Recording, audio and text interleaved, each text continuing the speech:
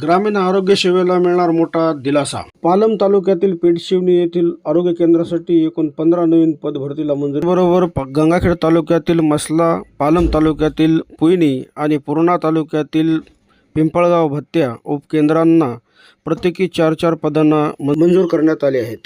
आमदार डॉक्टर रत्नाकरराव गुट्टे यांच्या पाठपुराव्याला मोठे यश. गंगाखेड विधानसभेतील आरोग्य केंद्रासाठी 27 नवीन पदांना मंजुरी.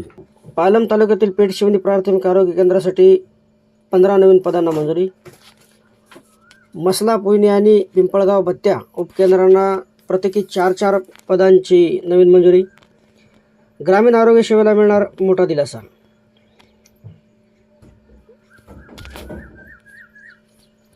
नमस्कार, आपण पाहत आहात विजन न्यूज महाराष्ट्र. गंगाखेड विधानसभा मतदारसंघासाठी आरोग्य क्षेत्रातून एक महत्त्वाची बातमी समोर आली आहे. ग्रामीण भागातील प्राथमिक आरोग्य केंद्र आणि उपकेंद्रातील मनुष्यबळाची कमतरता दूर करण्यासाठी शासनाने 27 नवीन पदांना मंजुरी दिलेली आहे. या निर्णयाचे श्रेय डॉक्टर आमदार रत्नाकरराव गुट्टे यांच्या सातत्यपूर्ण पाठपुराव्याला जात आहे. ग्रामीण भागातील नागरिकांना अधिक सक्षम आणि दर्जेदार आरोग्य सेवा उपलब्ध करून देण्याच्या दृष्टीने राज्य शासनाने गंगाखेड विधानसभा मतदारसंघातील 4 आरोग्य संस्थांसाठी एकूण 27 नवीन पदांना अंतिम मंजुरी दिली आहे.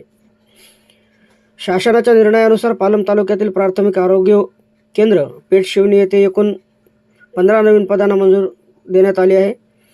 हे उपकेंद्र मोठ्या लोकसंख्येला सेवा देत असल्यामुळे या पदवाढीमुळे 27x4 प्रसूती सेवा, बाह्यरुग्ण विभाग आणि आपत्कालीन आरोग्य सेवा अधिक प्रभावीपणे राबविण्यास शक्य होणार आहे.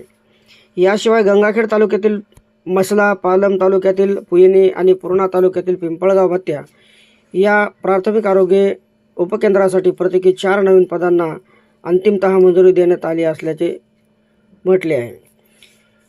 या पदवाढीमुळे लसीकरण, बालमाता संगोपन, क्षयरोग नियंत्रण, गृहभेटी आणि प्राथमिक आरोग्य सेवा अधिक सक्षम आणि चांगल्या पद्धतीने होणार असल्याचे सांगितले जात आहे.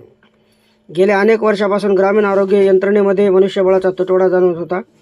त्यामुळे आरोग्य कर्मचाऱ्यावर अतिरिक्त कामाचा ताण येत होता आणि रुग्णांना उपचारासाठी प्रतीक्षा करावी लागत होती.